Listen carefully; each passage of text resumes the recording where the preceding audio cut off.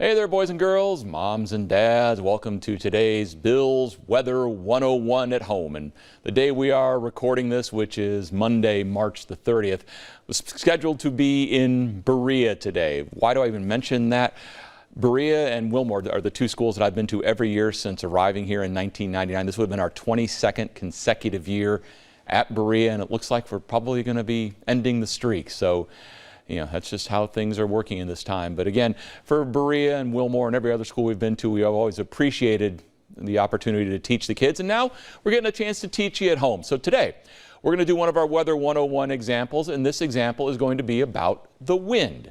So we put the big picture on here for you with the highs and the lows. You see the flow of wind going on around here. So you see how everything is flowing here. You've got air coming down out of the north, flowing up into areas of low pressure. Let's come in just a little bit closer. And with that, I'm going to drop the clicker because I don't need it anymore. But I do have this, a handy dandy, ordinary, everyday, run-of-the-mill balloon. Nothing special about this right now. It is obviously not full of air. So what you need to know about the atmosphere is that essentially the atmosphere does not like things that are unequal, that are out of balance. When you are looking at your house right now, pretty much the air pressure in your house is equal. If you had a barometer, which is what we measure air pressure with, and all air pressure is essentially telling us is there high pressure or low pressure. And think of that high pressure as a hill of air. It literally is that. High pressure is, or our atmosphere is three-dimensional. So when you have high pressure, you are building things up through the atmosphere. When you have low pressure, you are essentially bringing the atmosphere down a little bit. And so the air likes to flow from areas of high pressure to low pressure in an attempt to balance things out. If we didn't have the H's on the L's on the weather maps, essentially there would be no air movement because there is no wind. And wind is nature's response to try and equalize pressure. Simple enough to figure out.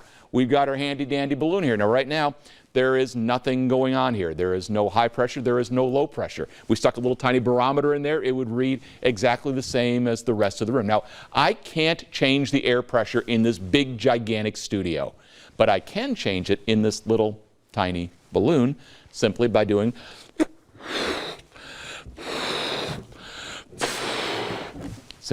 that.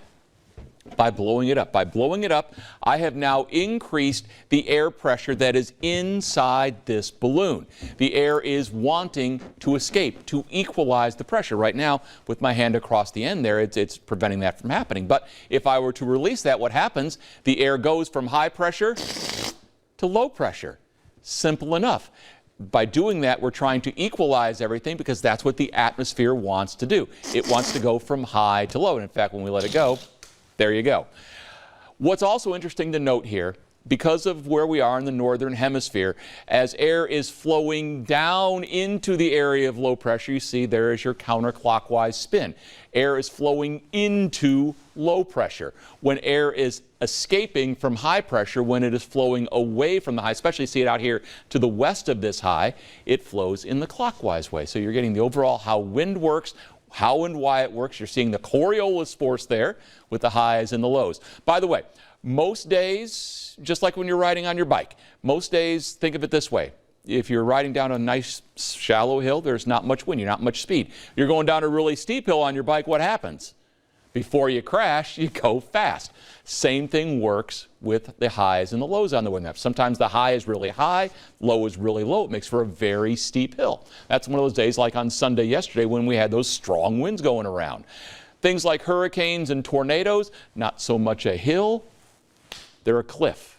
And so that's one of the ways you get the speed from those elements. So there's your basics of wind. It's an attempt by nature to make things equal. High pressure and low pressure, it flows from the high to the low.